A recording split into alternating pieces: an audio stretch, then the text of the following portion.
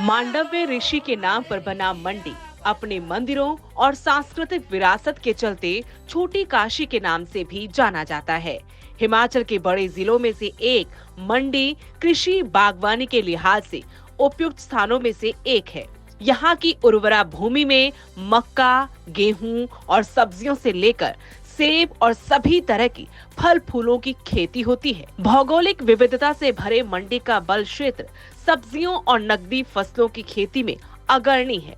यहाँ के किसान बागवानों ने अपनी मेहनत और तकनीक के सहारे न केवल अपने आप को आर्थिक रूप से सशक्त किया है, बल्कि अन्य किसानों के लिए भी प्रेरणा स्रोत का काम किया है। जिला के किसानों को राज्य, राष्ट्रीय एवं अंतर्राष्ट्रीय स्तर पर कई पुरस्कार मिले हैं। हाल ही में करसोग क्षेत्र के नेकराम जी को प्राकृतिक खेती और मोटे अनाज के संरक्षण के लिए पद्म श्री पुरस्कार मिलना यहाँ के किसानों के लिए गौरव का विषय है। मंडी जिला के अंदर जो ये प्राकृतिक खेती है, काफ़ी अच्छा इसमें लोगों का जो है रुझान है। और अब तो क्योंकि सरकार का बहुत बड़ा इसमें योगदान है, प्राकृतिक खेती खुशहाल किसान योजना है, तो उसके अंतर्गत बहुत सारी कुछ सुविधाएं दी जा रही हैं इसमें। तो उससे फिर काफ़ी लोगों का जुड़ाव इसमें बढ़ता जा रहा है। काफ़ी सारा ट्रेनिंग्स हो रही है और कुछ किसानों का एक्सपोजर विजिट हो रहा है कि मेरे यहाँ भी बहुत सारे फार्मर आ रहे हैं, किन्नौर से आ रहे हैं, इवन बाहर से पंजाब से भी आ रहे हैं किसान। तो वो आकर के देखते हैं तो उनको लगता है कि यार एक ही खेत में बहुत तरह की चीज़ें हैं। जो लाभ है एनवायरनमेंट का तो है ही है, जो सबसे बड़ा लाभ है वो मानव स्वास्थ्य का है। मिट्टी स्वास्थ्य अच्छा हो गया, एनवायरनमेंट अच्छा हो गया, पानी नहीं चाहिए उसको ज़्यादा। और मानव स्वास्थ्य के लिए जो भी आप मेरे खेत, हम लोग बहुत सारा मूली खाते हैं, गाजर खाते हैं, चुकंदर खाते हैं, अगर उसमें केमिकल पड़ा हुआ है ना तो आपके पेट में आ रहा हो, वो कहीं ना कहीं आपको डैमेज करेगा जरूर। प्राकृतिक खेती खुशहाल किसान योजना के क्रियान्वयन में भी मंडी जिला अग्रणी है। 2018 से शुरू हुई इस योजना से जिले के लगभग 33,000 से अधिक किसान बागवान जुड़ चुके हैं और 50,000 बीघा से ज्यादा भूमि पर रसायन रहित प्राकृतिक खेती विधि से विविध फसलें ली जा रही हैं। 2 साल हो गए मेरे को प्राकृतिक खेती करते हुए। जैसे पहले हम एक ही फसल लगाते थे, अब ऐसा फायदा हम 3 फसलें लगा रहे हैं एक एक खेत में। जैसे आलू लगा दिए, मटर, मिर्ची, तो हमें एक फसल में 3 चीज़ें मिल रही है। जैसे हमने प्याज लगाया तो साइड में पालक, हरा धनिया, मेथी वगैरह लगाई होती है, तो इसको प्याज को मतलब नाइट्रोजन भी मिल रही है। वैसे पहले हम खाद देते थे, कुछ भी चीज़ लगाएं तो खाद देनी, अब हम खाद नहीं देते बिल्कुल नहीं।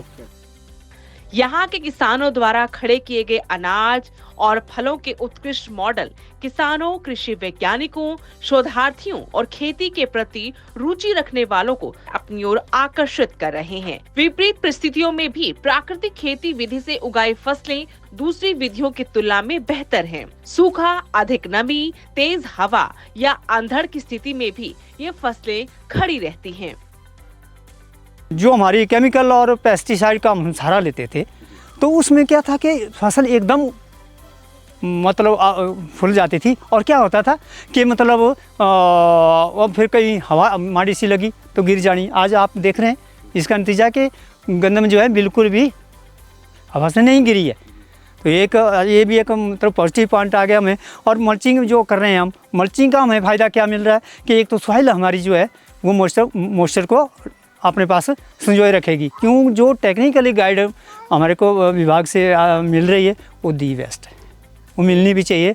और जैसे सब्सिडी का थोड़ा सा हेल्प मिल रही है, इससे हमारा उत्साह बढ़ता है हर एक किसान का। किसानों को प्राकृतिक खेती सिखाने के लिए 2 दिन की ट्रेनिंग दी जाती है। उन्हें घोल बनाने के लिए ड्रम पर उपदान दिया जाता है। देसी गाय के लिए अधिकतम 25,000 रुपये का अनुदान दिया जाता है। गौमूत्र, गोबर इकट्ठा करने के लिए 8,000 रुपये का अनुदान पक्का फर्श करने के लिए दिया जाता है। अगर कोई किसान संसाधन भंडार खोलना चाहता है तो उसे 10,000 रुपये का अनुदान दिया जाता है। इस योजना के तहत पंचायत को इकाई मानते हुए किसानों को इस खेती से जोड़ने का काम किया जा रहा है।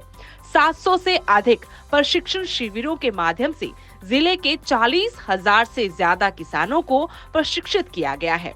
प्रयोग के तौर पर प्राकृतिक खेती शुरू करने वाले किसान पहले साल में मिले सफल परिणाम के बाद विविध फसलों की खेती कर रहे हैं और धीरे धीरे इस खेती के अधीन दायरा भी बढ़ा रहे हैं।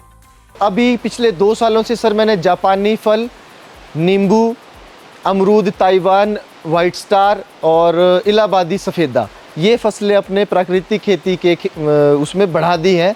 पहले सर मेरा 2 बीघे का एरिया था जिसके मतलब अंतर्गत में प्राकृतिक खेती करता था, परंतु अब ये एरिया 9 बीघा के आसपास बढ़ चुका है सर, और बाकी का 3-4 बीघा बढ़ाने की भी मेरी कोशिश है।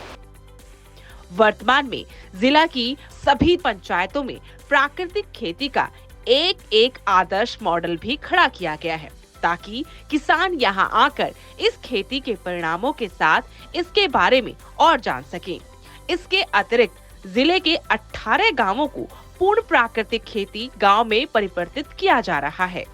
जैसे हम पहले करते थे खेती, उसमें हम मतलब बारिश पर ही निर्भर रहते थे। जैसे बारिश होगी तभी हमारी फसल अच्छी होगी, ऐसे बारिश नहीं होगी तो मतलब ऐसे अच्छी नहीं होती थी। अब ऐसा है कि मतलब जब से हम प्राकृतिक खेती कर रहे हैं तो ऐसा है इसमें बारिश की इतनी ज़्यादा ज़रूरत, मतलब चलो हो जाए तब तो अच्छी होती है ना, नहीं भी हो तो तब भी अच्छी होती है। पहले जो हम खेती करते थे मतलब खाद से, तो ये जो हमारे गेहूँ वगैरह होते थे इसमें अनाज जो होना अनाज के दाने जो लगने वो पतले होते थे, मतलब इतने अच्छे नहीं होते थे। अब जो प्राकृतिक खेती से जो कर रहे हैं तो इसमें अनाज के दाने जो भी है मोटे अच्छे, मतलब अच्छे हो रहे हैं। हमारे गांव में पहले जैसे खाद डालते थे तो ज़मीन थोड़ी रुखी जैसी हो गई थी, सख्त, तो अब प्राकृतिक खेती कर रहे हैं तो ज़मीन थोड़ी मतलब नरम भी हो गई है। यह प्रसन्नता की बात है कि यह खेती पारंपरिक फसलों के संरक्षण में भी सहायक हो रही है, जिन फसलों को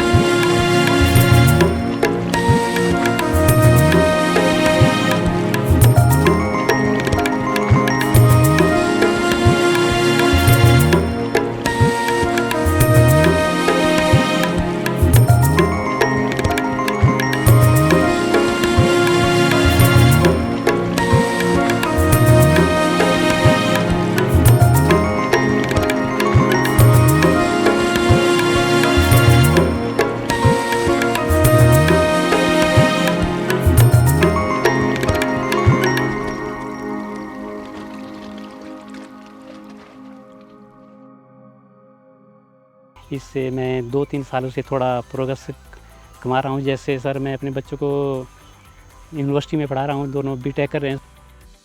बाजार व्यवस्था को और सुदृढ़ करने के लिए जिला मुख्यालय की सब्जी मंडी में किसानों को एक दुकान उपलब्ध करवाई गई है। इसके अतिरिक्त धनोटू सब्जी मंडी में प्राकृतिक खेती के उत्पादों को अलग से स्थान मुहैया करवाने के लिए तेजी से काम किया जा रहा है।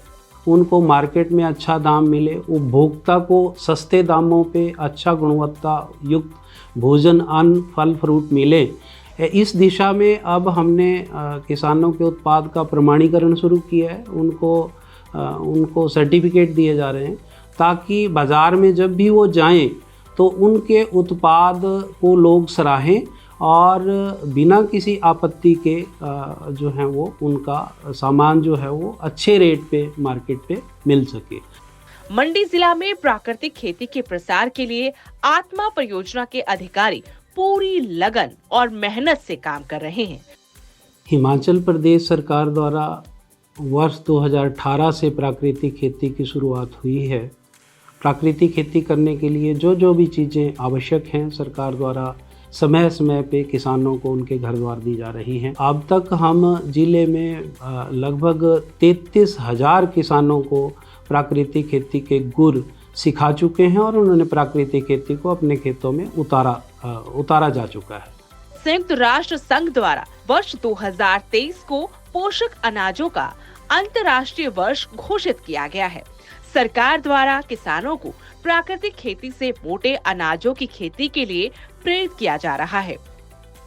इस साल हम इंटरनेशनल ईयर ऑफ मिलेट्स भी मना रहे हैं, जो यूएन ने डिक्लेयर किया है। प्राकृतिक खेती के द्वारा जो मोटे अनाज को हम बढ़ावा देंगे। डिपार्टमेंट द्वारा काफ़ी सारी ट्रेनिंग इसमें करवाई जा रही है और इसके द्वारा जो हमारा टारगेट है या जो एम्बिशन है वो है फार्मर की इनकम को बढ़ाना। अभी तक हम अलग अलग पंचायतों में ट्रेनिंग करा रहे थे, बट अब हमारा जो फोकस है डिपार्टमेंट का वो है क्लस्टर अप्रोच। तो हम बड़े क्लस्टर्स बनाएंगे ताकि बहुत सारे किसान मिल के प्राकृतिक खेती कर सकें और जो उसकी जो उपज है उसकी प्रोडक्शन भी बढ़ेगी और उससे जो फार्मर की इनकम है वो भी ज़्यादा होगी। हमें उम्मीद है कि पर्यावरण हितैषी इस खेती को अपनाने में मंडी अग्रणी रहेगा और बाकी जिलों के लिए प्रेरणा स्रोत बनते हुए मार्गदर्शक की भूमिका सफलता से निभाएगा।